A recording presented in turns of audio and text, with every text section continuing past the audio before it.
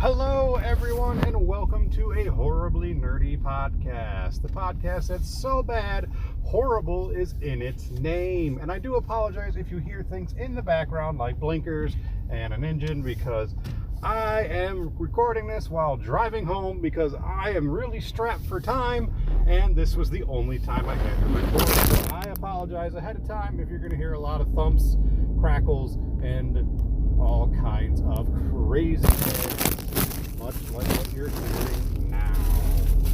All right, so today we're going to be talking about We're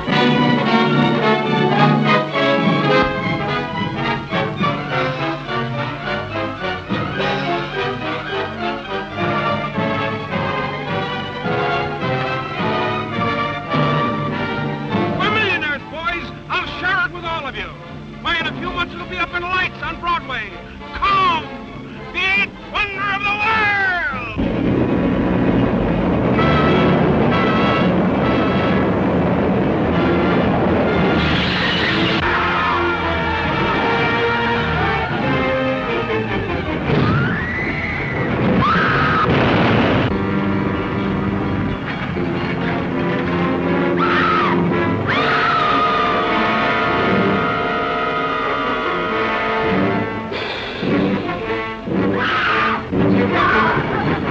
Wild, weird, wonderful.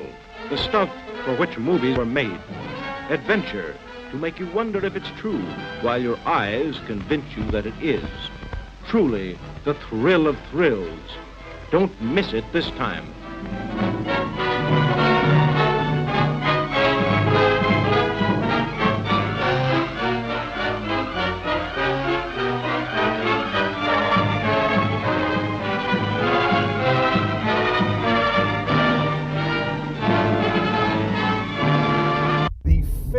that most likely, and started it all. 1933, King Kong. That's right, one of the most fantastic, amazing, practical effects, wonderful, amazingly written, amazingly talented cast, one of the best films of all time. And I know I say that a lot. It was probably one of the best films of all time.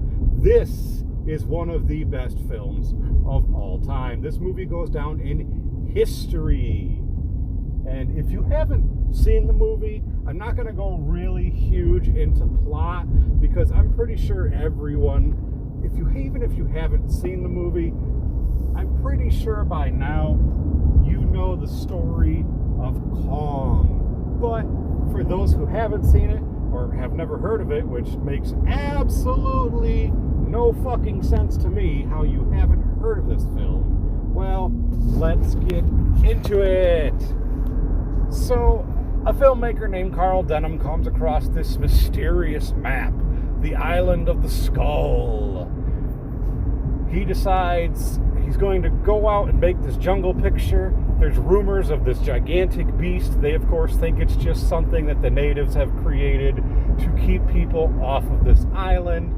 So he decides, I'm going to hire a ship and its crew, and me and my crew of filmmakers and producers and actors and all that jazz are going to head out. We're going to check out this island, and we're going to film this. But I need a leading lady. Where can I find a leading lady? Well, he ends up down in Skid Row, basically, and he comes across a young blonde woman named Ann Darrow, and he promises her the adventure of a lifetime. Along the way, they board the ship Venture. She meets a young strapping man named Jack Driscoll. He's the first mate of the ship Venture, and they fall in love. How sweet. They get to the island. They interrupt a native ritual going on. It looks like they're getting ready to sacrifice a young lady. They're dressing her up and all kinds of things. There's just strange happenings going on. They're not sure exactly what's going on. Well, the native chief sees the blonde woman, the woman with the golden hair, and he wants her. He will trade 6 of his tribeswomen for the blonde gold woman. Of course, Carl Denham and Jack say no. The natives want her. So Carl says, here's what you're going to do. Fire your pistols in the air. We're going to scare them and we're going to run off. And that's exactly what they do. That night, young Anne is just kind of contemplating life, staring out, and she is kidnapped by the natives. And she wakes up to find herself strapped to this strange altar. She's unsure what's going on. And you hear something in the distance. Something big. Something moving towards her. And that's where we see Kong, the god of the island, the king of all apes, King Kong. I can't say king of the monsters because we all know who the real king of the monsters is. And Godzilla vs. Kong proved that one. Thus, Kong, whoa, stay in your lane there, bud. Thus, Kong takes her, of course, and I gotta give credit to Fay Wray because holy hell, she's got a set of lungs on her. The screams, good lord, she's probably the true scream queen in my opinion because whew, those lungs never quit, I tell you what. So we go on from there. Kong has kidnapped Anne. Jack and Carl and Captain Englehorn have figured out what's going on. They send a party to the island, and they decide to go after Anne. And of course, what do they encounter? All kinds of strange beasts, dinosaurs from millions of years past.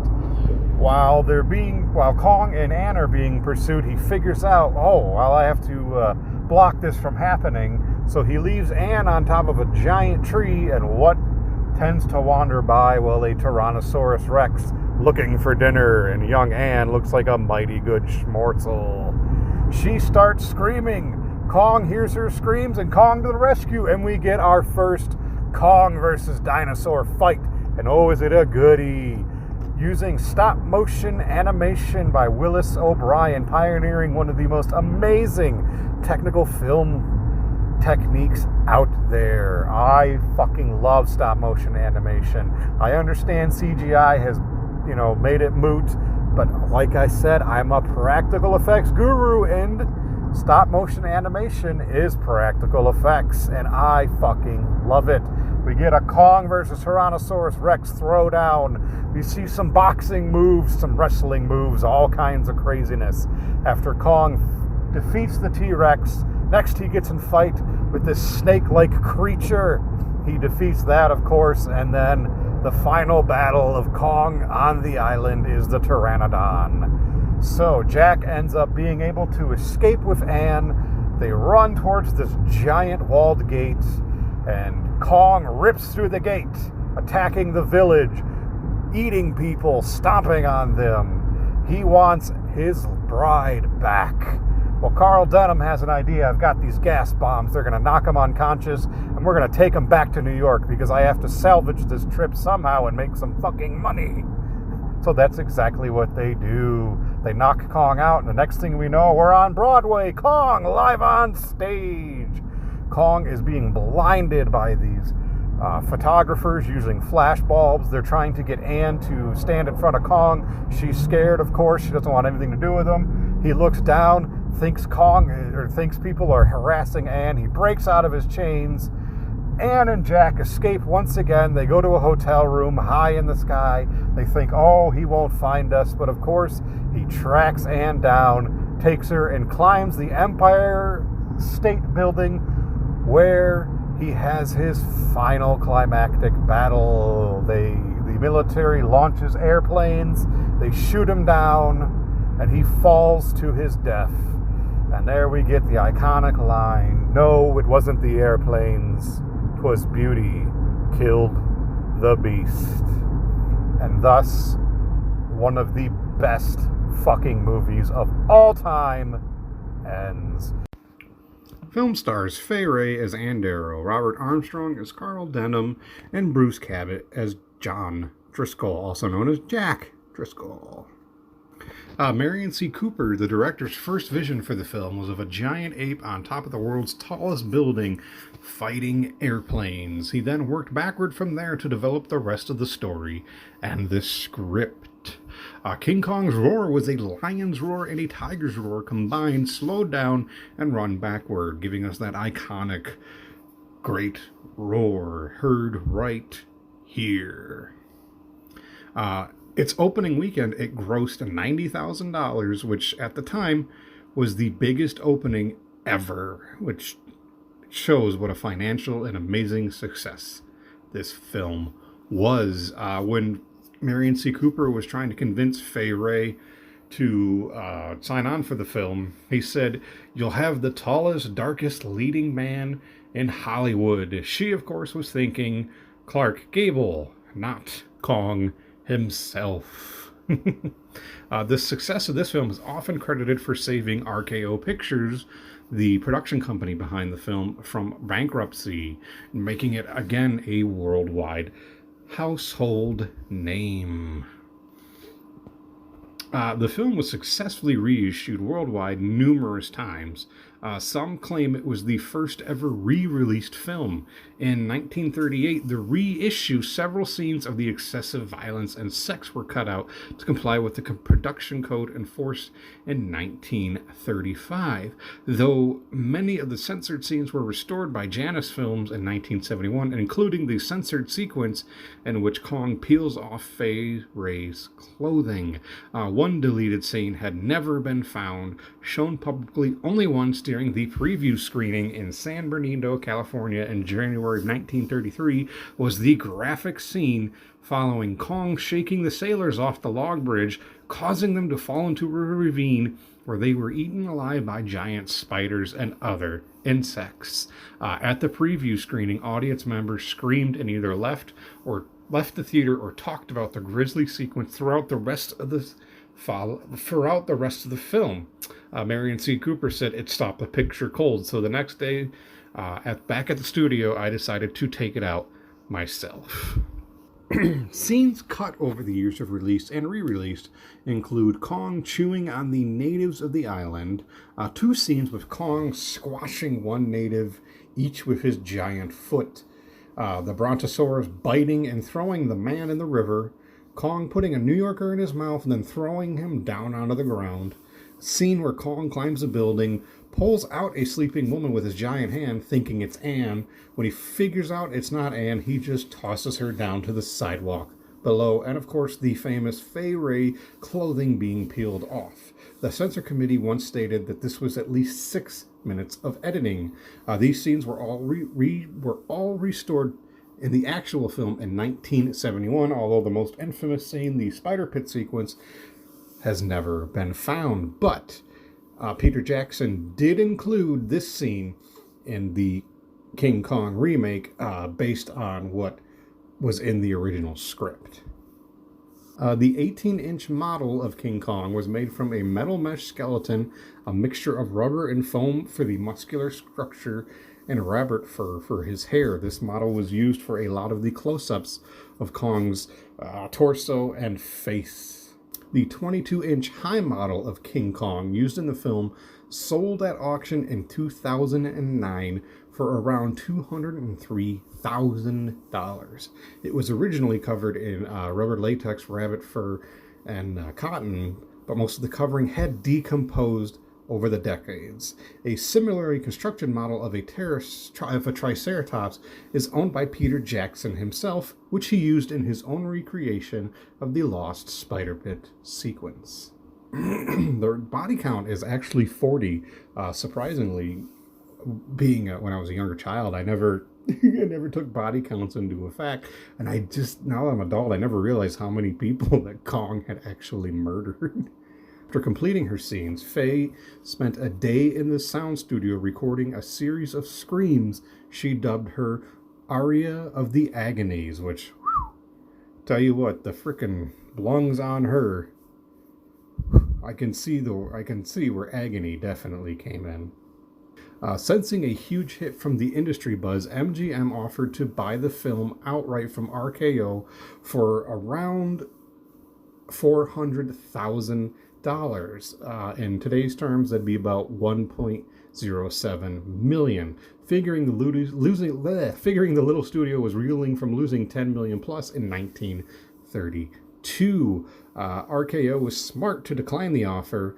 The film smashed attendance records nationwide and ended up grossing $1.7 million during its initial re-release, and they would also periodically and extremely profitability re-release the movie throughout the 1950s, especially during that atomic boom when Godzilla, the giant behemoth, it came from beneath the sea, when those giant monster films were playing in theaters. Kong would come back into theaters to kind of show, like, you know, hey, you like these movies, but this is where that began. Marion C. Cooper and fellow director Ernest B. Schoedsack had been wrestlers, and they acted out the fighting moves for the battle between the T-Rex and King Kong in the effects studios, so the animators had an idea of what they wanted. The scene with Faye and the T-Rex became the first ever to use the rear projection technique of filmmaking at RK Pictures. The short sequence required 3 days to shoot. This was voted the 47th greatest film of all time by Entertainment Weekly. Deserves to be. Definitely in that top 50. Most sequences had to be shot non-stop, often requiring 20-hour workdays. Sometimes the shrubs used to dress the miniature sets actually wilted during filming. At one point, one of the plants on the set started to flower. Before a scene could be started, all the lights on the soundstage had to be replaced with new ones to make sure they wouldn't flicker during the scene. The stage had to be sealed, and nobody could leave or enter to prevent any wind from moving the foliage during filming. Originally, there was supposed to be an overhead shot of Kong falling from the Empire State Building. This was accomplished by adding Kong and post-production falling to the ground. Real footage of the building was used, but when the producers watched the scene, they realized that viewers could unfortunately see through Kong, especially as he passed the darker ledgers. They decided to cut the film. Although this clip has made its way into many documentaries of the film, more commonly can be found in the still shots. Of course, the project went through numerous title changes during production, including The Beast, the original title of the draft that Edgar Wallace wrote in the RKO file, The Eighth Wonder, The Ape, King Ape, and Kong. Each night, the Kong models had to have their skin removed so Marcel Delgado could tighten the hinges on the metal armatures.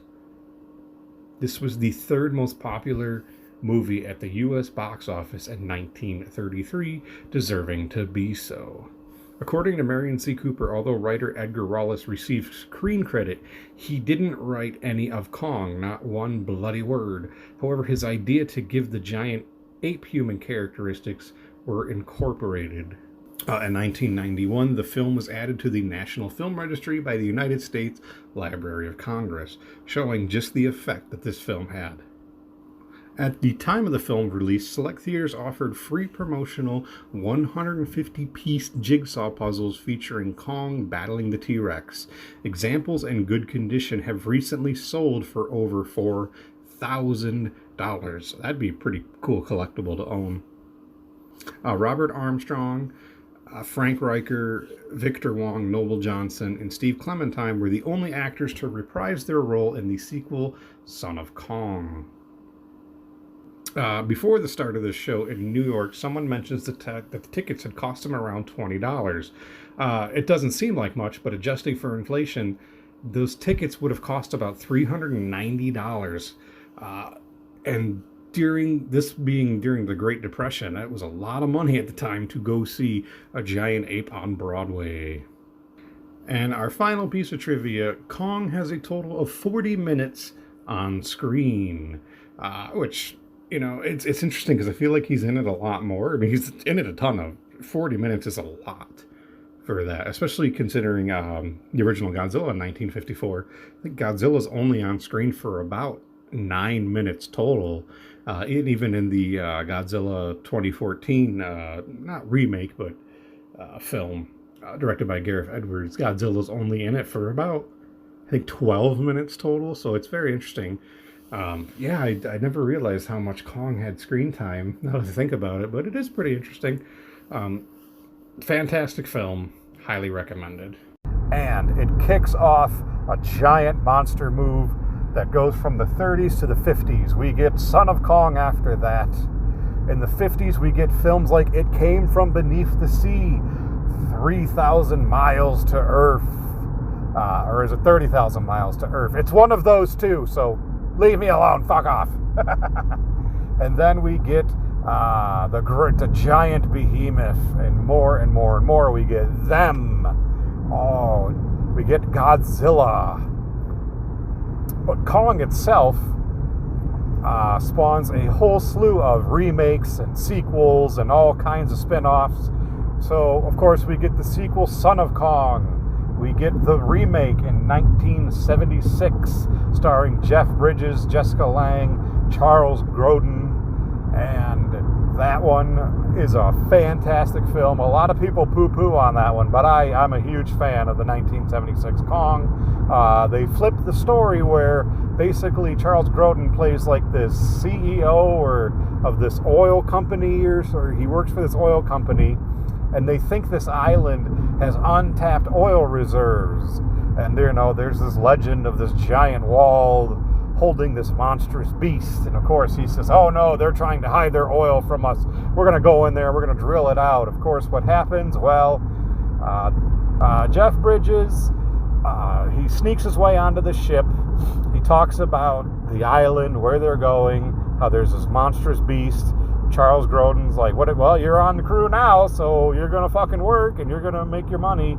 And along the way, they see a raft out there, and poor Jessica Lange, playing Dwan, interesting name, not Dawn, but Dwan, who wants to be an actress. She is the only survival of a shipwreck. Well, with nothing left to do, but they keep her on. All the crew falls in love with her. She's a lot of fun. Of course, Jeff Bridges falls in love with her. And they go to the island. They, of course, become discovered by the natives. The natives want the golden-haired woman for Kong. What happens? Well, same old spiel. Kong eventually gets her. There's a crew that tries to get her back. All kinds of craziness ensues. They go to New York. Kong breaks out of his cage. They put him in a giant cage. Like, it's so weird. Like, first they wheel him out into like this giant gas pump thing, and then all of a sudden the sides fall off, and he's in this gigantic cage, and we see this gigantic cage, and then it goes from that to, of course, young Dwan is being pushed around, and Jeff Bridges' character, whose name escapes me, I can't fucking remember. I feel like it's Jack as well, but I could be wrong. John or Jack. Oh, excuse me. He tells her, look out, you're making her angry. You're going to think you're harassing her or hurting her. And of course, Kong sees this, breaks out of his chains, and we cut from giant Summation Kong to giant animatronic Kong. They actually built this gigantic animatronic robot to play Kong. The problem was it didn't look great, and it malfunctioned a lot of the time. So it's used for about 10 seconds in the film. I can only imagine the millions of dollars they put into this fucking thing, and they use it for about 10 seconds. I thought it looked cool, but whatever. Of course, they use the old Godzilla technique, put a man in a suit. So Kong breaks out of his cage. Jeff Bridges and Jessica Lange's character go to this bar. They're looking for service. They're trying to get help. And of course, Kong finds young Jessica Lange's character, Dwan, kidnaps her, and instead of climbing the Empire State Building, he climbs the World Trade Center, which brings back haunting memories, unfortunately, the 9/11 attacks. But in this film, he climbs the World Trade Center. They bring these helicopters to shoot him down. He jumps from one tower to the other. Of course, he does everything he can to protect her. They won't shoot at him as long as he's holding the girl. So he puts Dwan down trying to fight these gigantic helicopters that are swarming him, and she's trying to climb back on him because she actually feels sympathy for Kong, where this changes places in the continuity where Anne is frightened to death by Kong. In this one, Dwan feels for Kong. She gets sympathy. She actually bonds with Kong on the island. There's some really great shots. There's a lot of Jessica Lange is fantastic in this remake. I fucking love her to death. She's a great actress. She was great in this. She's beautiful, fantastic, talented, and she plays this to a T. She bonds with Kong. She does not want Kong to be attacked. Of course, Kong puts her down because he's going to fight for his bride, and unfortunately, Kong is shot down and killed.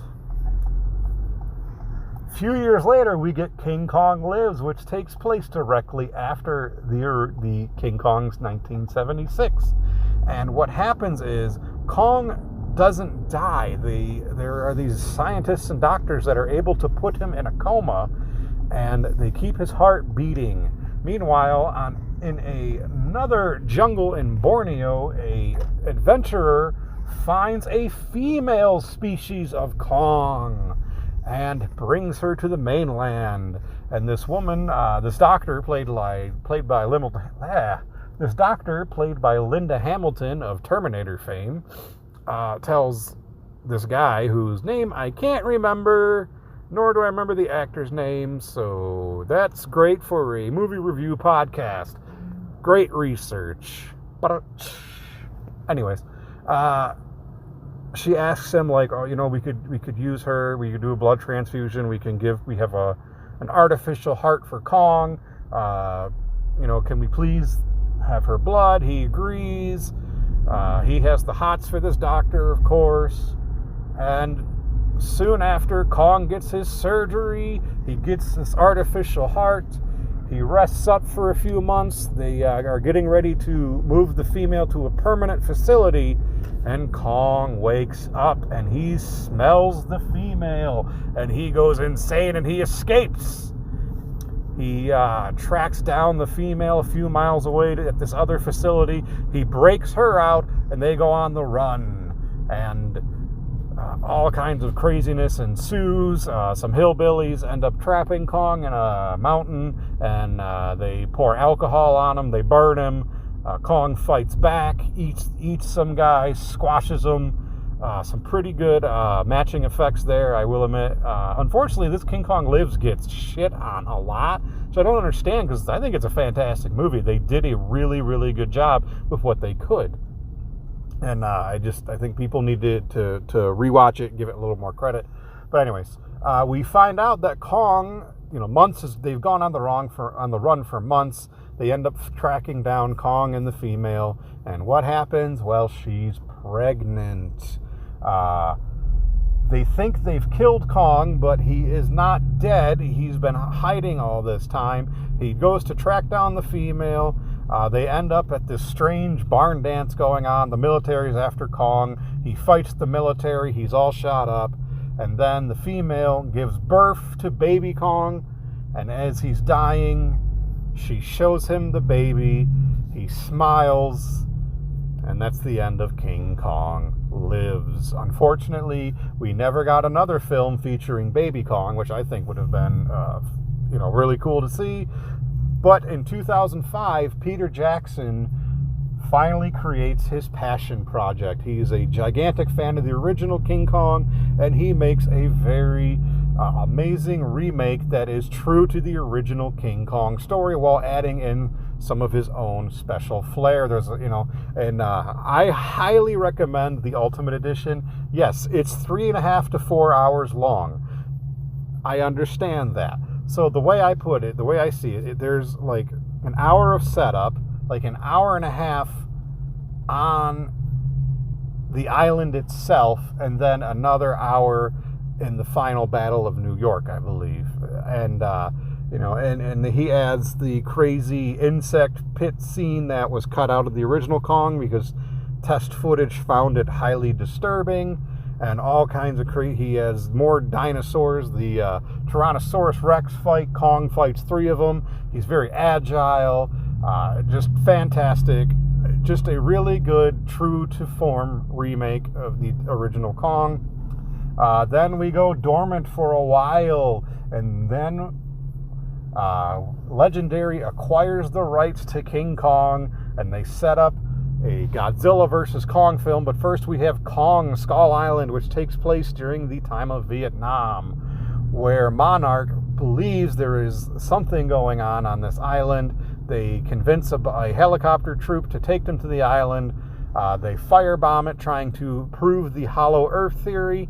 Well, Kong doesn't like that, because there are these other creatures that live on the island called skull crawlers, and they are controlled or managed by a giant one, which killed Kong's parents. But of course, as Kong attacks the helicopter troop, the insane colonel or general, played brilliantly by Samuel L. Jackson.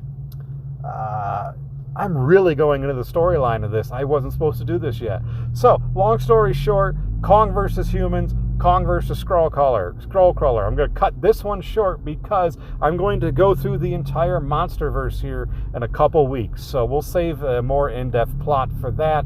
And then, of course, it leads up to Godzilla versus Kong, which is not a remake of King Kong versus Godzilla, which I did forget to mention. In the 60s, there is a King Kong versus Godzilla, and you may be hearing about that film sooner than you think.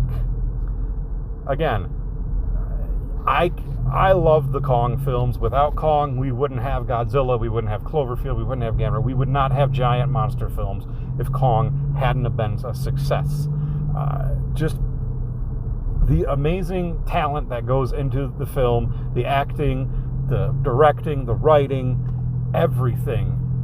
They put all the stops out for the original King Kong. It's a fantastic film. I highly recommend it. If you've never seen it, good God, please go watch it. Bear in mind, it's in black and white. Yes, there's stop motion animation. I understand that's very old film techniques. Take all that out of your mind, please, when you're watching this film. Just enjoy this film for what it is. It's a fantastic film. It has its place in cinematic Hollywood, and it's just a legendary film. Watch it, enjoy it. King Kong, 5 Kongs out of 5. All right, so I can't remember if it was last week's episode or the weeks before that, but or even before that, good Lord. I gave suggestions for like my favorite podcasts and stuff like that, stuff I listen to that help me get through my workday. Besides audiobooks, I listen to a lot of podcasts, and I broke those down. But this week, I wanted to shout out my favorite live streamers and YouTubers and stuff like that. I gotta shout out my friends, Rock Lobster Streams, Chris and Natalie. Amazing people. Definitely check them out. They go on Twitch, I think pretty much every night, I think it is. If not, I know it's like 2 to 3 nights a week. They usually post it on their social media. Definitely check them out. Rock Lobster Streams. Fun people. Great conversations. They are a blast to hang out with, and they're a blast to hang out with on Twitch.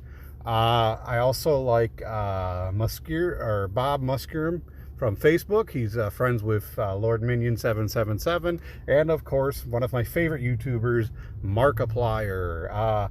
Yeah, I know like a lot of like young women love Markiplier, and as a bisexual man, I mean, yeah, I'm not gonna not admit I have the hots for Markiplier, but there's something about the way he plays. I just feel like if I ever got the chance to hang out with him, we would somehow become good friends. He just seems like a pretty cool, down-to-earth guy. He gives a lot to charity, and that's why I would give him a lot of respect, because a lot of those guys, you know, when they hit it big, they could have just said, oh, you know, fuck the little people, I don't care. But no, I don't know if he does it as much as he used to. I know he helps other people, but he used to do these charity live streams where he would donate like $10,000 like every hour himself to places. There was one where he did a reverse charity live stream that was really cool. He would jump onto other people's live streams on Twitch, and he would donate there, and he'd send people there to donate. That was really cool. Yeah, so he does a lot of cool stuff. He's working on a project right now. It's called like The Edge of Sleep. It's based on a podcast he did, and of course he has a podcast himself called Distractable. I just started listening to that a little while ago. Those are pretty funny. But yeah, there's Markiplier, there's Minion77 or Lord Minion77, depending on the platform. My friends Rock Lobster Streams, Muskrin, Bob Muskrin. That it's really hard to spell, and I'm not going to help you, but if you look up either Lord Minion77 or Markiplier, you will find Bob someplace. Of course, there's Jacksepticeye, and another one of my favorite YouTubers who pretty much, he plays 7 Days to Die like all the time. He'll do like full series on it. He'll do, once you die, that's it. He'll start a new series, and it's the same game over and over, but he plays it differently each time. He has a different style. Of course, 7 Days to Die is constantly upgrading, so they're always adding new weapons and stuff like that. It's still an alpha, so it's not fully released yet, but it is pretty cool to watch his way of doing things. His name is Ja Woodle. He is from Australia, and he is a blast to watch. I'm also a big fan of Dead Meat. He does a bunch of kill counts. He goes through horror movies. He and his fiance, they have a podcast on the Dead Meat channel, and they talk about some really cool stuff. So that's another one I like. And then another one I like is the Horror Geek, another fellow horror fan that breaks down movies, does reviews, and he has like a kind of like a scorecard, but he calls it the Gore card, and he runs through that, and he has a 5 vomit bag rating of how gross the movies are. And it's really cool to watch. He does a lot of research, stuff like that. It's really fun. And then there's another guy I like to watch called Schlockmeisters. He breaks down some of the schlockiest, craziest, dumbest films out there. He's fun to watch. He watches a lot of softcore porno, like a lot of the Emmanuel movies and stuff, which is interesting to hear him break down, because he'll show clips of the films, but those are films that you can't show clips from. So it is pretty funny to hear him try to break down some of those films. But he's a blast to watch. He's pretty fun, and a horror collector out there that collects many, many, many Blu-rays and stuff that I'm a big fan of, that got me actually back into collecting physical media. For a long time, I was only doing digital stuff. I stopped collecting physical media, and this guy brought it back. His name is Todd E. Walnuts. He super cool guy. I've chatted with him a couple times just through like YouTube chat and stuff. He's super cool guy. I definitely recommend, like, if you're into like horror collecting, especially like physical media collecting, he's the guy to check out. Again, that is Todd E. Walnuts. So those are just some of my favorite YouTubers and live streamers. We'll go back through them. Of course, the top one, my friends, Rock Lobster Streams. Definitely check them out. Fun people, such a blast to hang out with. Markiplier, Muskrin, Lord Minion777, Jacksepticeye, Todd E. Walnuts, the Horror Geek, Dead Meat, Schlockmeisters. I may have missed one or two. I do apologize for that. But those are just streamers and YouTubers I love to watch. Check them out. Let me know what you think.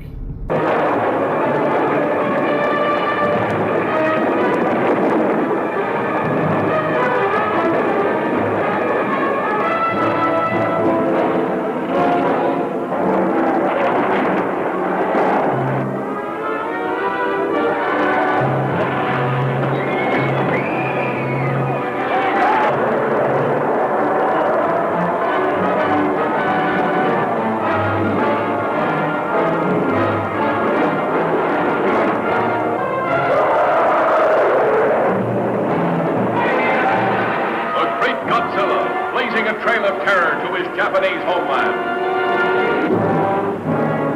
Captain, water in the conning tower. Godzilla! Roaring defiance to the only enemy on Earth strong enough to challenge him. The unconquerable King Kong, giant gorilla god of this South Seas paradise, where sensuous maidens offer themselves in ritual sacrifice to his brute embrace. Godzilla has a brain about this size. He is sheer brute force. While Kong is a thinking animal. His brain is considerably larger, about 10 times the size of this gorilla's skull. Being instinctive rivals, there's no doubt that they will attempt to destroy one another. King Kong versus Godzilla, heading for their colossal collision, shattering every obstacle that stands between them in the most fantastic rampage of annihilation ever recorded on film. See King Kong stamp Tokyo into the ground, holding a beautiful girl in his grasp. See Godzilla destroy an entire army. See King Kong trapped by the blazing barrier of 1 billion volts. But nothing, nobody can stop the great showdown when King Kong and Godzilla meet to fight for survival of the fittest.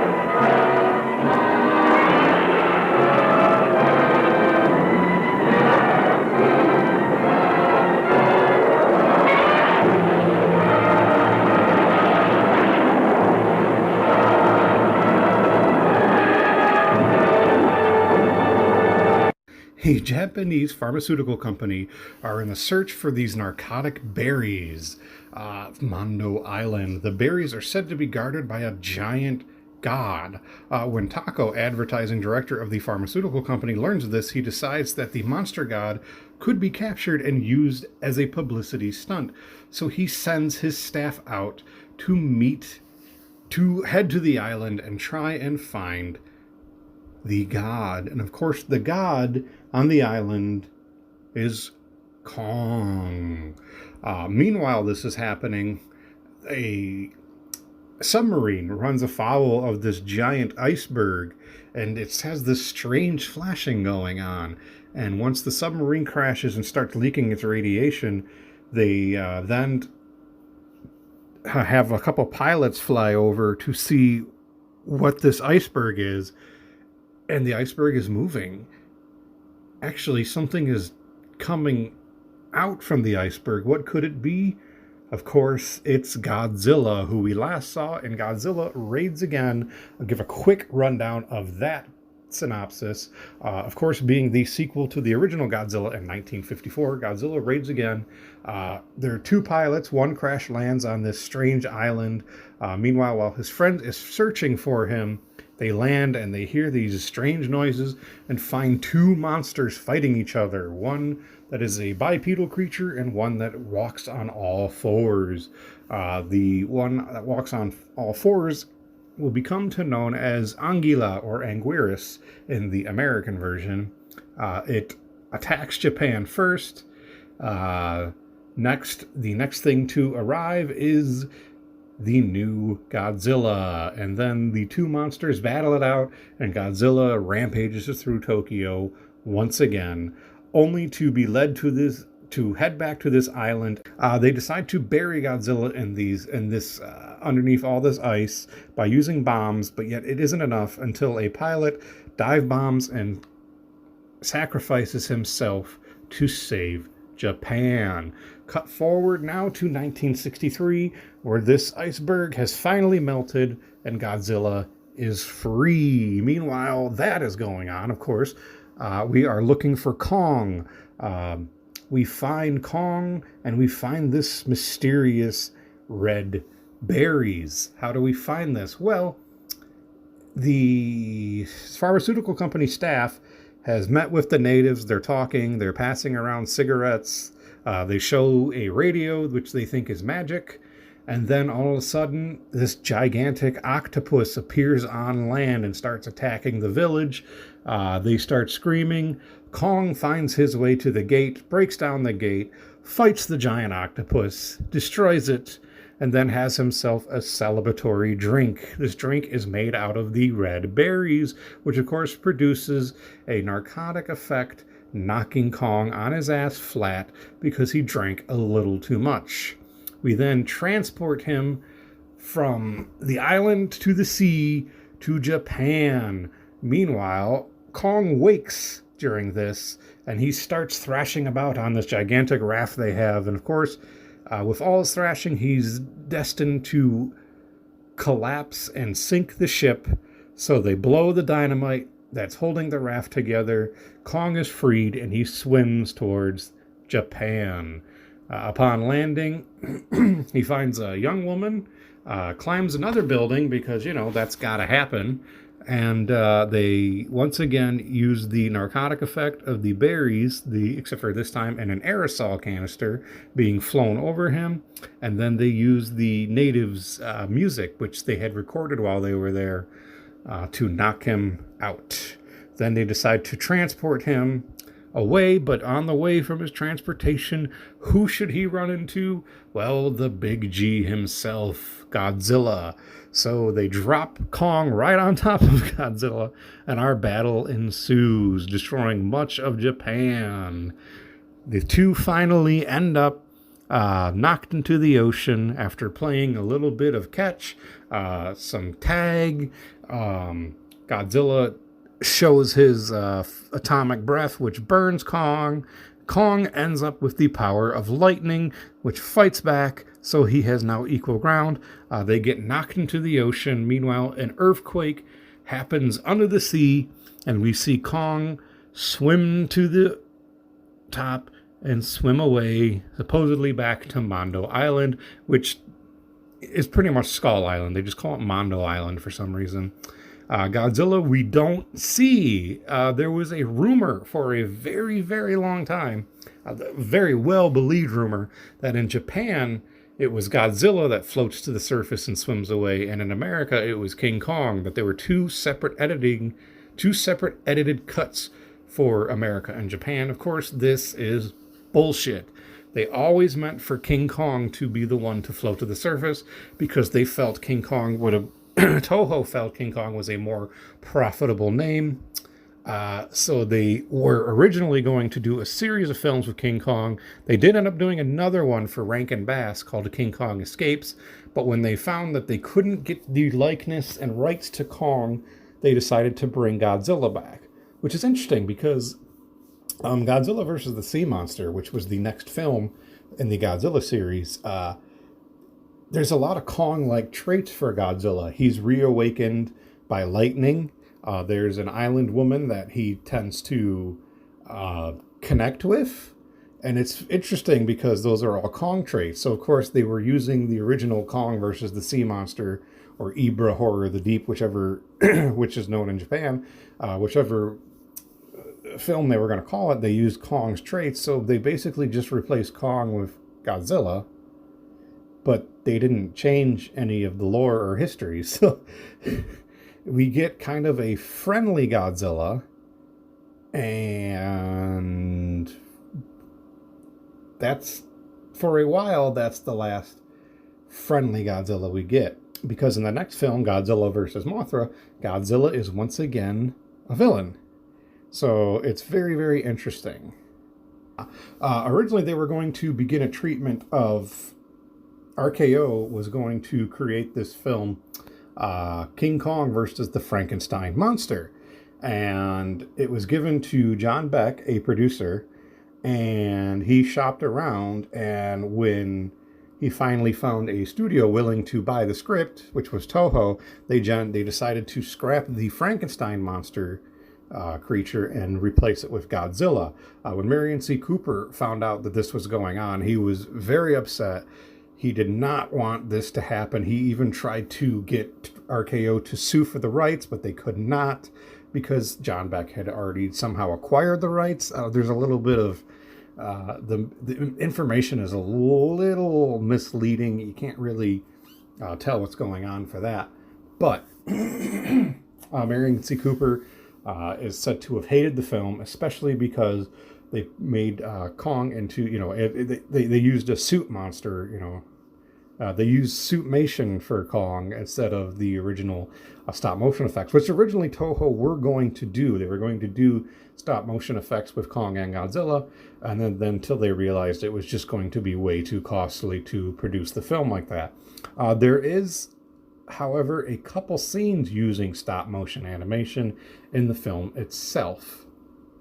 Was heavily re-edited and for American audiences and was shot using American actors in certain situations. Basically, it's like a news report is going on while this is happening, and it makes absolutely no sense.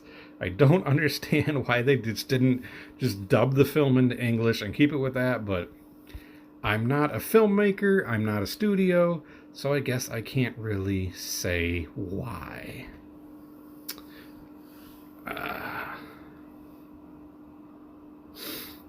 In the fight scene, when King Kong throws Godzilla over his shoulders, suit actor Shoichi Hirose didn't throw an empty suit, but actually threw it with Haru Nakajima still inside, as this was Hirose's way of proving he was the stronger of the two. This move was one of the many martial arts influences in the fight choreography, since Godzilla suit actor Nakajima practiced judo and was given the opportunity to choreograph the fight. They actually based a lot of the fight moves between Kong and Godzilla on professional wrestling, which was huge in Japan at the time. The film introduced Godzilla's more now well-known high-pitched roar, which was actually a mix of his two original 1954 roars sped up by several cycles. This was a way to tone down his darkness and evilness from the previous two films that ultimately became his roar throughout the remainder of the Showa film, and was reused in the Heisei and Millennium series, although with tweaks and remakes. Because at this point, they were starting to pander these films a little bit more towards children, while still, having an adult audience. But by the 70s, these films were mainly geared towards children, even though there's a couple films that come out of nowhere that really children should not be watching, and we will be covering one of those very soon. But I digress. The original unedited Japanese version has rarely been seen and had never been made available in the United States. This, of course, has now been fixed due to the Criterion Collection box set from 2019, which was its first home video release, and I finally got to watch the full Japanese version, and it blows the American version out of the water. This film marks a number of firsts for Kong and Godzilla. The first being, it was the first time that either were filmed in color, and the first time either were filmed in widescreen.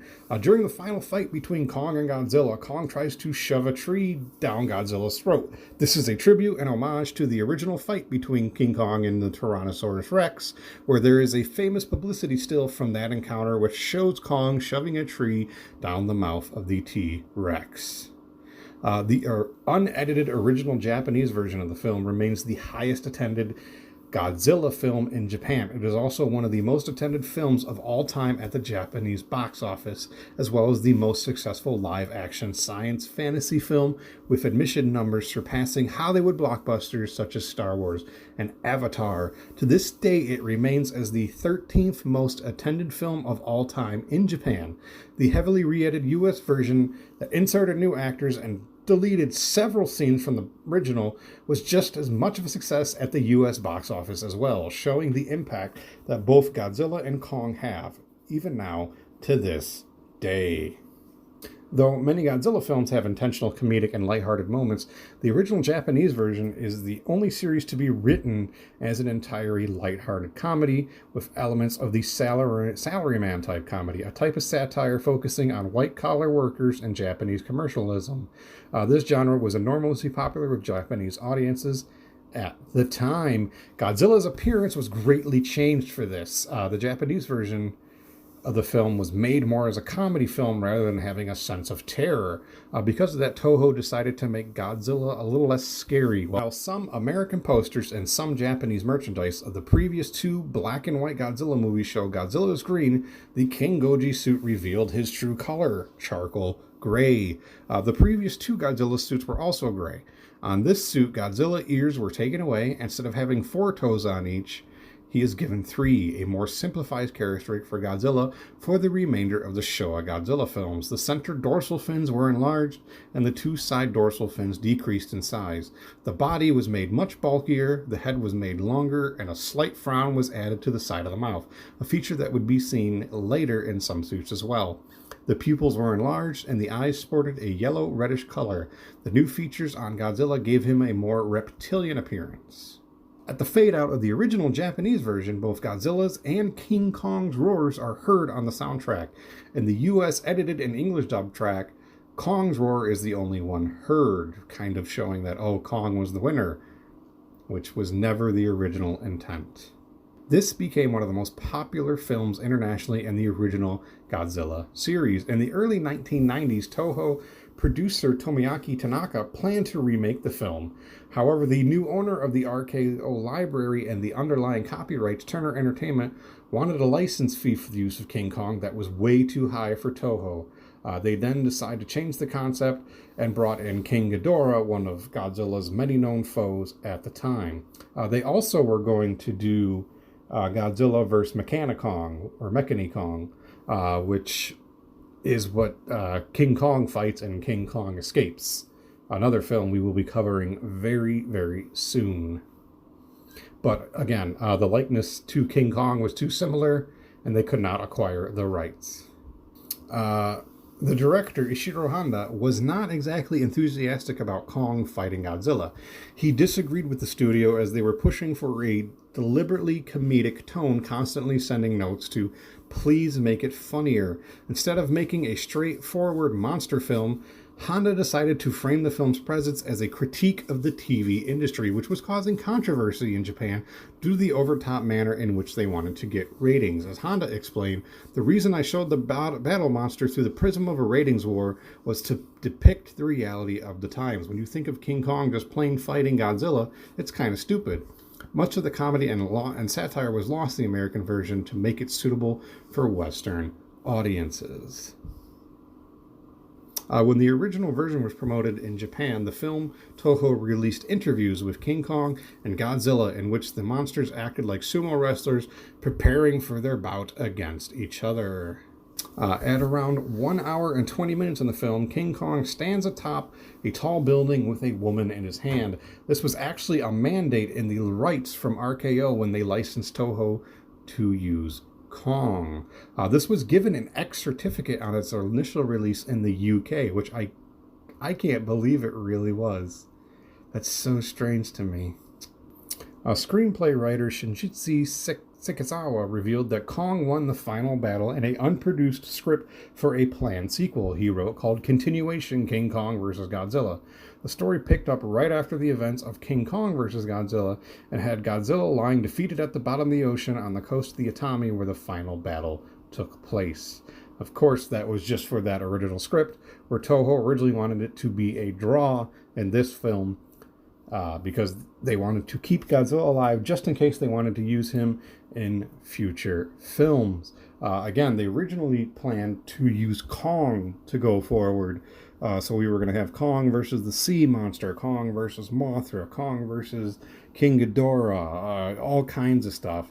When they couldn't do that, they then decided to use the monsters that they have already previously established in the lore, like Mothra and Rodan, and then start using original monsters to continue the Godzilla series. So that is King Kong versus Godzilla, the synopsis, the history behind it. Now, what does this film mean to me? Well, me being a huge Godzilla fan, me being a huge King Kong fan, when I was younger, this film, of course, 1963 was way before my time, but when I got a VHS copy of this film, I was so excited. I probably watched it 14 times in 1 week. I just could not stop watching it. I was a huge fan of this film.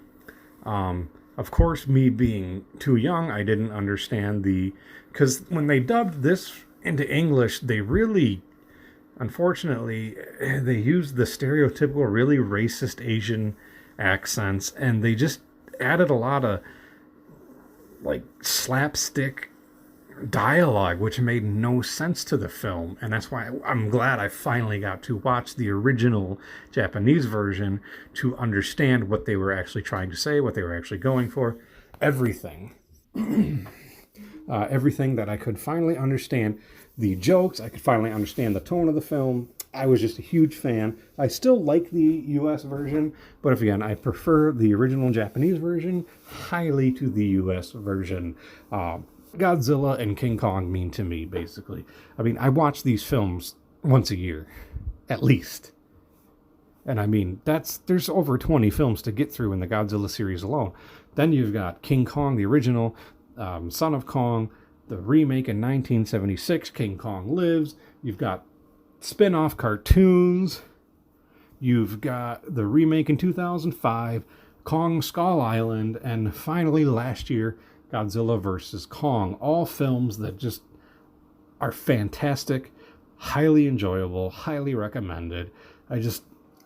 I can't get enough of Giant Monsters. Giant Monsters have been there for me throughout my childhood. They've brought such joy and elation to my life.